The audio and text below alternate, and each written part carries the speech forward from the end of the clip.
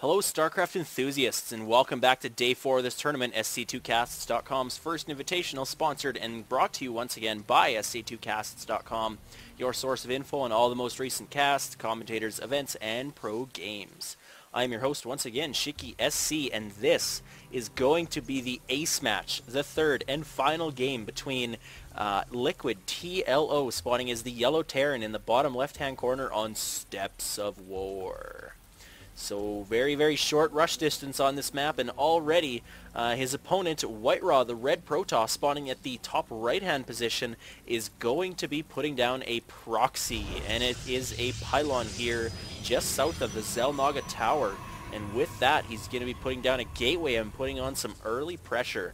And now it's up to TLO to react and see if he can deal with this. Of course, it was loser picks next map.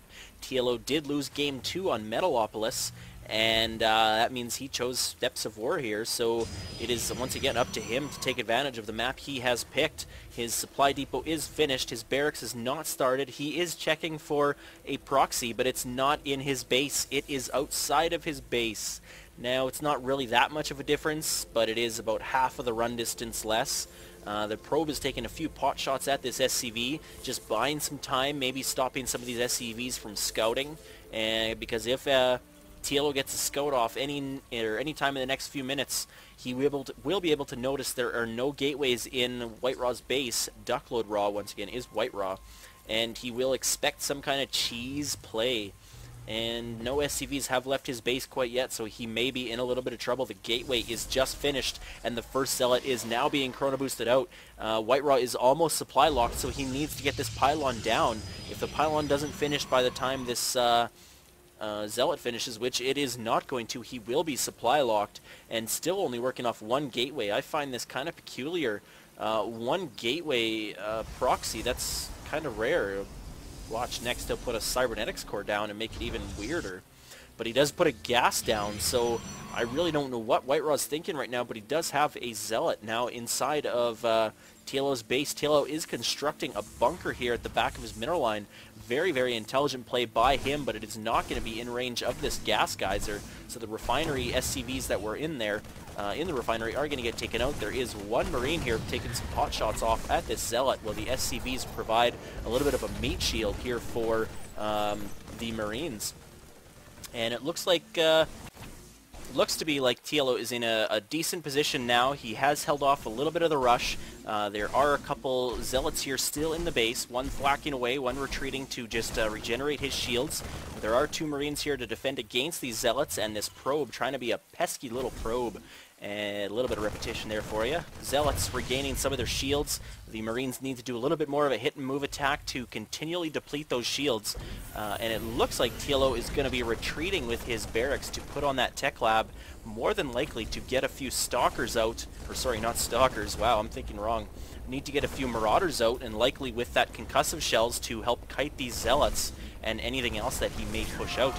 These SCVs coming forward to be a little bit of a meat shield for the Marines, trying to take out the Zealots, but the Zealots have so much life and shields that it's not going to be very effective.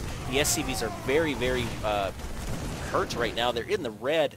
If they could bleed, they would be. I think they're kind of mechanical. Yeah, they are mechanical and biological. How does that work? So they are half and half. So they ooze half blood and half oil.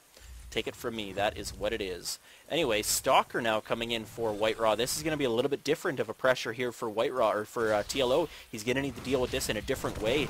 The Stalkers are able to take out Marines quite easily, but he's not even focusing the Marines. He was actually just focusing down the SCV that was low on health, and now he just finishes up the two Marines, and now a Marauder pops out and takes out that Stalker.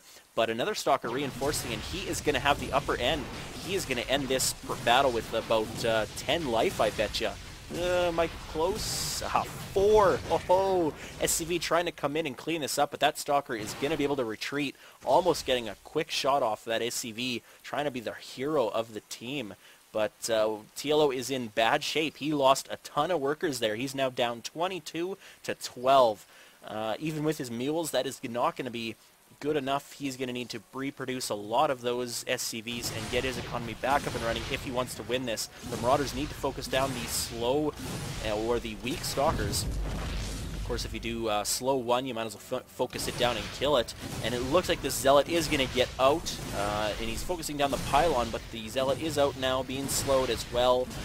Marauders can easily kite those Zealots, though, with that concussive shell. And now 3 Marauders against 2 Zealots and 1 Stalker. The Stalker dies, and the Zealots are already almost dead as well. These Marauders are just a clear winner against these Zealots. They just need to keep targeting, just kind of back and forth, targeting the Zealots to keep them all slowed. If he could put 2 in one control group and 2 in another, but that's just too much micromanagement at this point. Wow, WhiteRa snuck a pylon up here at the base of almost the choke point of his natural expansion.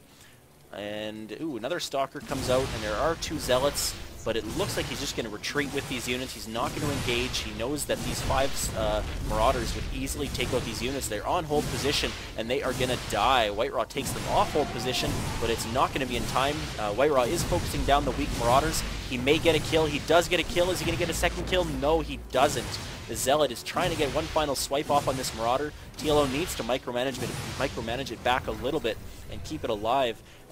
Probably needs to take out this gateway ASAP. There is no more incoming pressure, but he doesn't know that. He thinks there's still more pressure incoming, so he's going to retreat to regain his footing.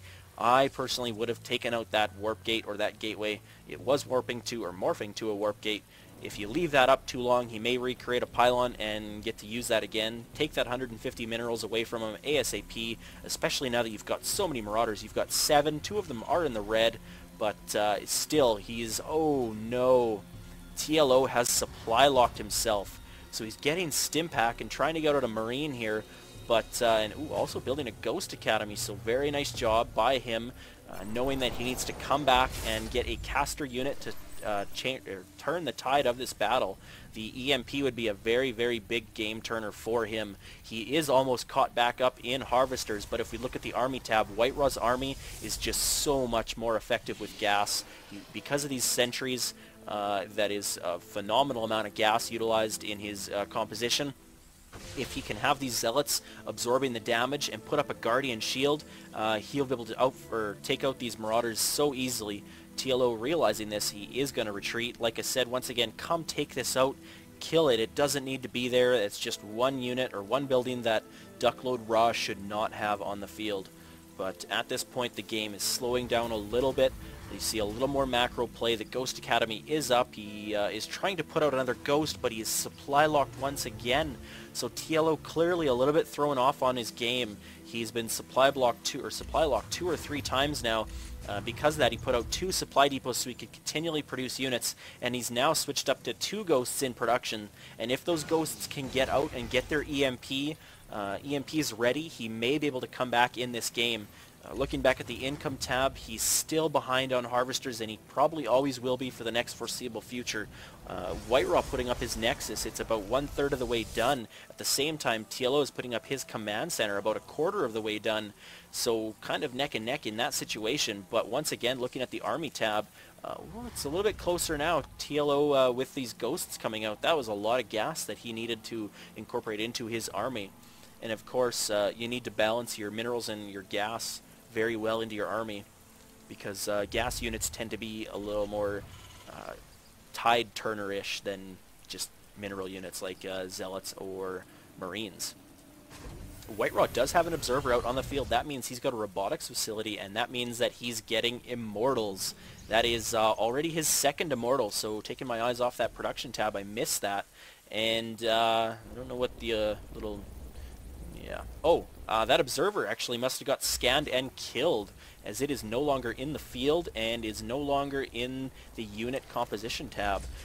So ground level 1 upgrade is finished for the Terran army, but the Ghosts do have enough energy for EMP. One nice EMP getting down, but not hitting the Immortals. He needs to hit those Immortals and those Sentries, because if he doesn't hit those Sentries, and he doesn't, WhiteRa, very, very great play by splitting up his Sentries, allowing him to continually force field this ramp.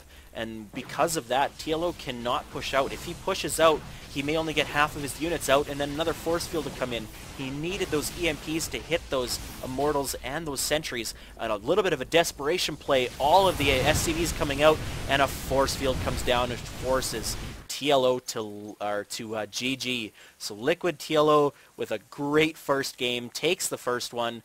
Very impressive Hellion play. That was great harassment. The second game, WhiteRa took it with a little bit more macro play and some obvious. He loves those void rays, but that was a large composition of his force for the most of the matchup. And game 3, WhiteRa is able to take it with some very nice early harassment, and TLO just could not get back on the right foot. He was backpedaling the whole game. But anyways, that is all for today, and we will have Group B of Day 4 coming for you tomorrow. I can't say who it is, but I hope it's a good matchup. See you guys tomorrow.